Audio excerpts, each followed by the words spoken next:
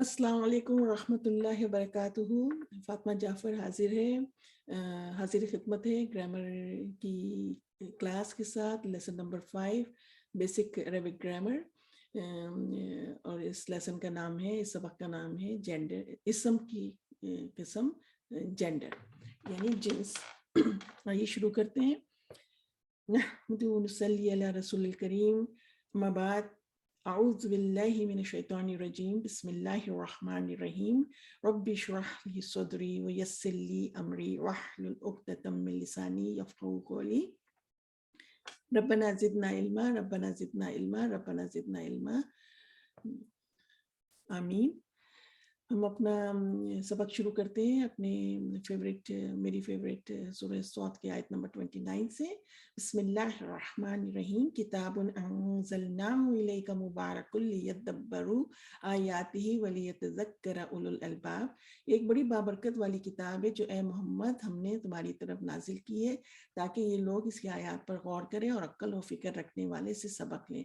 تو اللہ تعالیٰ سے دعا کرتے ہیں کہ اللہ تعالیٰ ہم کو ان عقل و فکر رکھنے والوں میں سے بنائے جو آپ کی اس بڑی بابرکت والی کتاب جو آپ نے بھیجی ہے، نازل کی ہے، اس کی آیات میں ہم غور کر سکیں، اسے سبق حاصل کر سکیں۔ اور ہم آج سب لوگ یہاں اس لیے جمع ہیں کہ ہم آپ کی اس کتاب کو جو آپ نے عربی زبان میں بھیجی ہے اس کو سیکھیں تاکہ اس کا صحیح مفہوم ہم کو سمجھ آئے، کیونکہ کوئی بھی لینگویج، کوئی بھی زبان جو ہے اس کا حق ادا نہیں کرتی اس کے ترجمے کا۔ تو اللہ تعالیٰ سے ہم دعا کرتے ہیں کہ اللہ تعالیٰ ہمارے لیے آسانی کیجیے، ربی یسر ولا توسر وتمم بالخیر ونستعین۔ سورہ زخرف کی آیت نمبر 3، اِنَّا جَعَلْنَاهُ قُرْآنًا عَرَبِيًّا لَعَلَّكُمْ تَعْقِلُونَ۔ ہم نے اس کو بنایا عربی زبان کا قرآن تاکہ تم سمجھ لو۔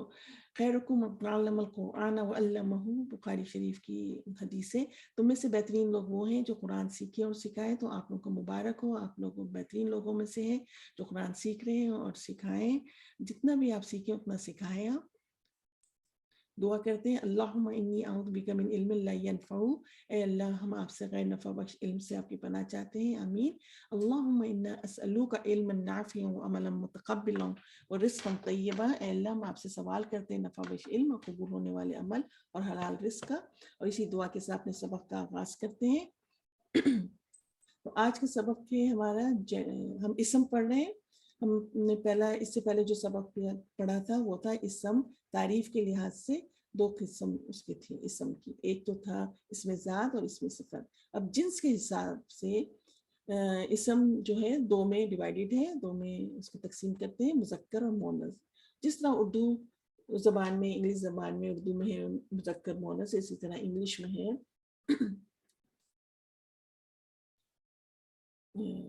میل فیمیل، فیمنن میسکولن، اسی طرح عربی زبان میں بھی مذکر اور مؤنث۔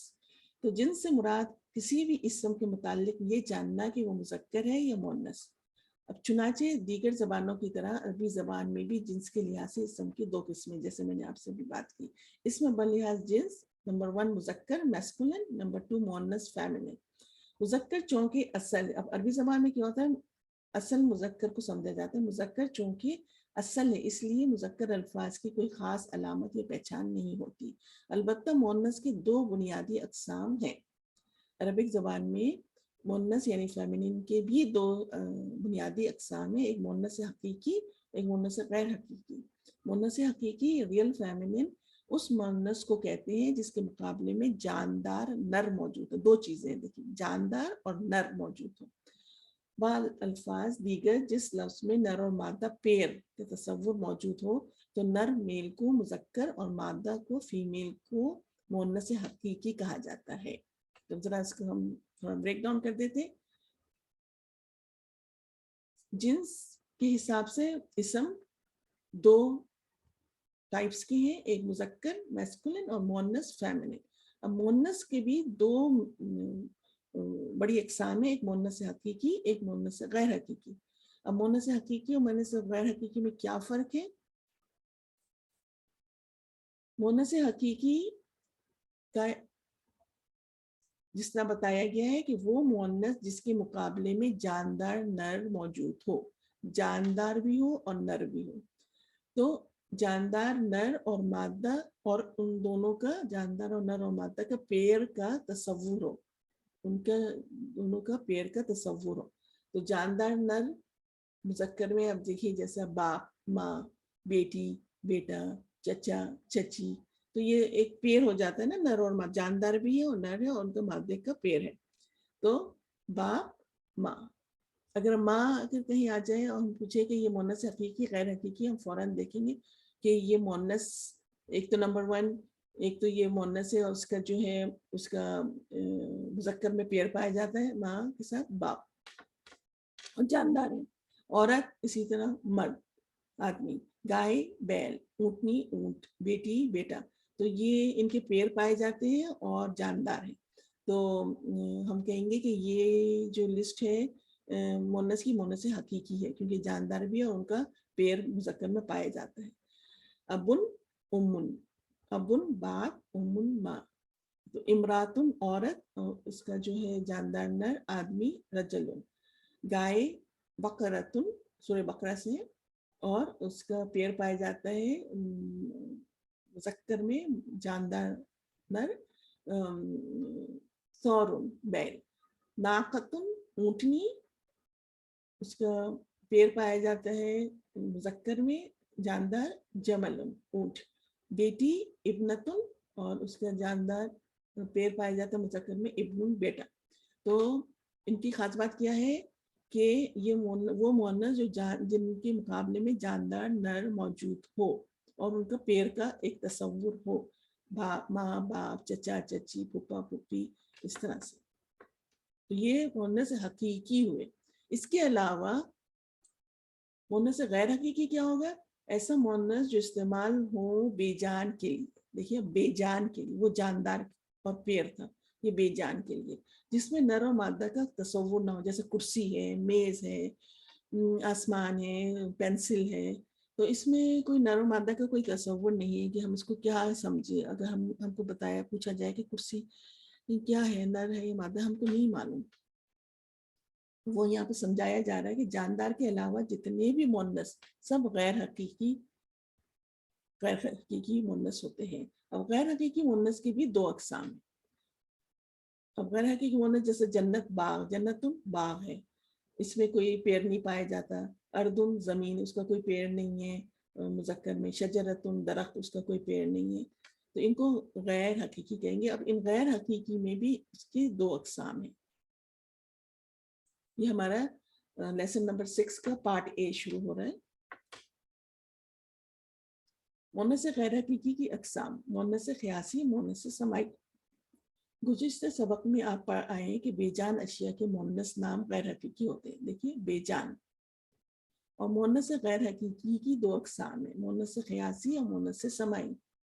مؤنث قیاسی فارمل فیمنن, جو اسماء حقیقتاً مذکر یا مؤنث نہ ہو اور ان میں مذکر اور مؤنث کی پہچان کا عمومی طریقہ یہ ہے کہ جن الفاظ میں مؤنث کی 3 ظاہری علامتوں یا علامات تانیث یا علامات مؤنث میں سے کوئی ایک علامت پائی جائے وہ مؤنث قیاسی کہلائیں گی, جبکہ دوسرے الفاظ مذکر. اب علامات کیا 3 علامات ہیں؟ اب اس میں ہم دیکھنا ہے کہ جو مؤنث غیر حقیقی اس میں مؤنث قیاسی کیا ہوتا ہے. تو یہ یہاں پہ بتانا چاہ رہے ہیں کہ مؤنث قیاسی وہ مؤنث ہوں گے, وہ الفاظ ہوں گے, وہ اسم ہوگا جس کے آخر میں اگر یہ 3 علامات پائی جائے تو ہم سمجھ لیں گے کہ یہ مذکر نہیں ہے, نمبر 1. نمبر 2, مؤنث ہے تو مؤنث سے حقیقی تو نہیں ہوں گے کیونکہ یہ جاندار نہیں, یہ بے جان ہے. تو مؤنث سے غیر حقیقی اور مؤنث غیر حقیقی میں بھی کون سا مؤنث ہوگا؟ قیاسی یا سماعی؟ قیاسی ہوگا, کیونکہ قیاسی کی خاص پہچان کیا ہوگی کہ ان میں یہ 3 علامات ہو, 3 میں سے کوئی ایک علامت ہو.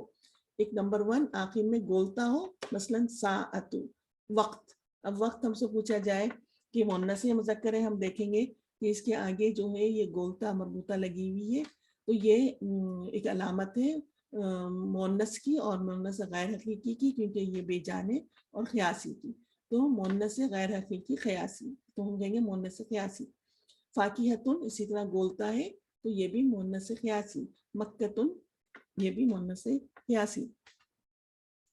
دوسری علامت کیا ہے؟ آخر میں الف مقصورہ. چھوٹی یا اس سے پہلے جو ہے کھڑی الف. تو مثلا الکبرا اخرا, تو اگر یہ ہم علامت دیکھ لیں تو ہم کہہ دیں گے الکبرا مونس ہے, مذکر ہم کہیں گے مونس ہے, اور مونس بھی کون سا مونس, مونس سے قیاسی ہے. اسی طرح تیسری علامت کیا ہے, آخر میں الف ممدودہ. تو یہاں پہ کیا ہوتا ہے, حمزہ سے پہلے الف کے اوپر مد. اس مد کو ہم اگر جو لوگ پڑھ چکے ہیں تجوید کے آگے کے رولز, ان کو پتا ہوگا کہ مد متصل ہے, کہ حمزہ سے پہلے اگر الف آ جائے تو اس پہ مد آتا ہے. تو بعض صحفوں میں, بعض صحیفوں میں جو ہے یہ الف مد یا نہیں لکھا ہوتا, موسٹلی عربی میں, کیونکہ ان کو پتا ہوتا ہے یہ رول.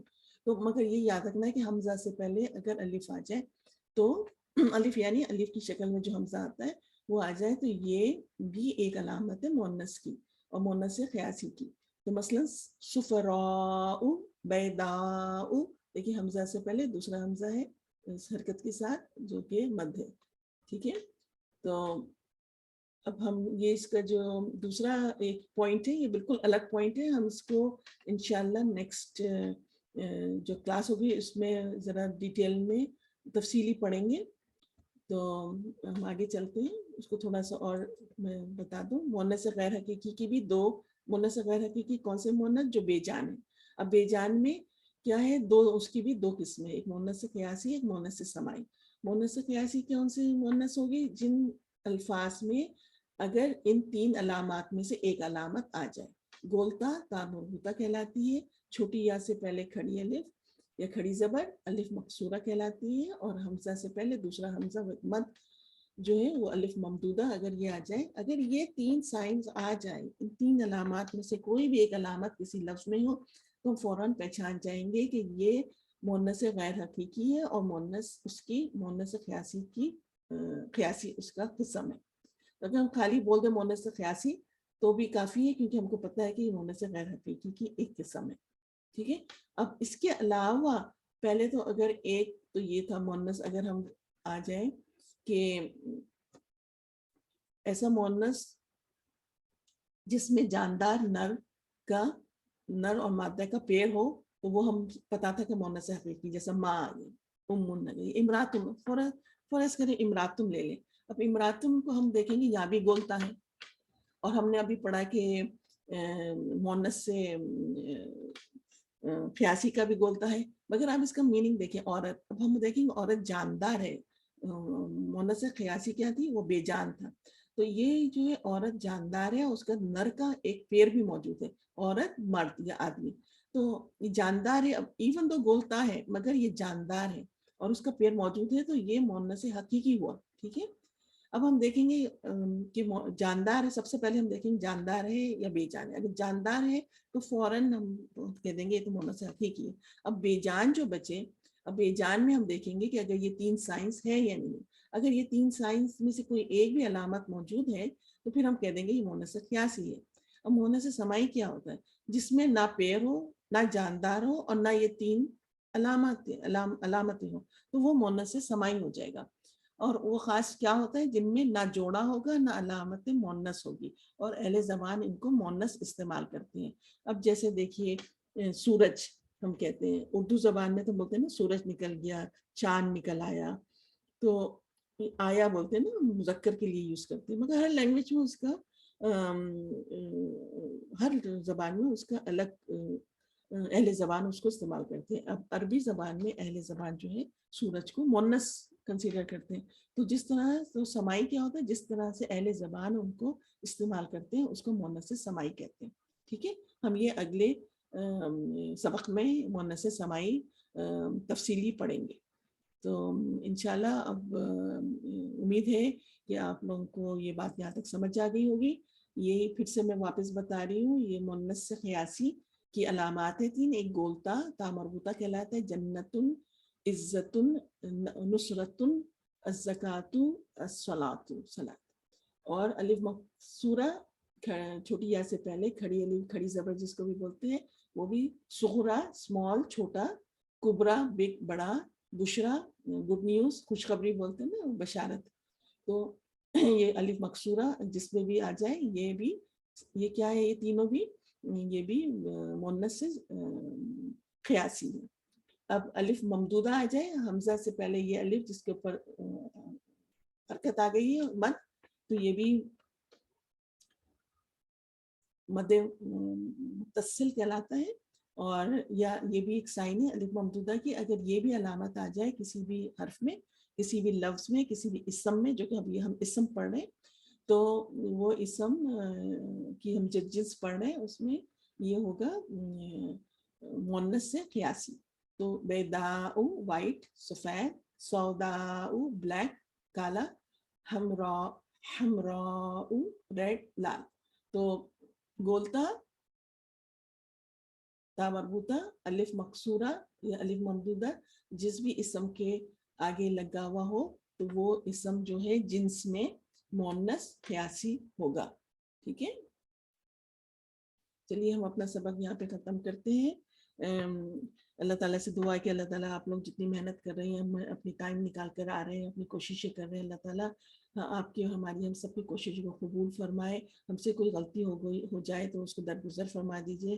اللہ تعالیٰ ہمارے کافی ہم کو ہدایت توفیق دیجیے کہ ہم قرآن کو اچھی طرح سے پڑھیں، سمجھیں، عمل کریں.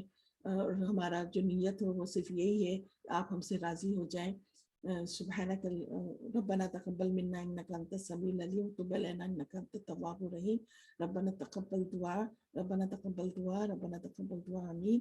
سبحانك اللهم بحمدك اشهد ان لا اله الا انت استغفرك واتوب اليك. السلام علیکم ورحمۃ اللہ وبرکاتہ.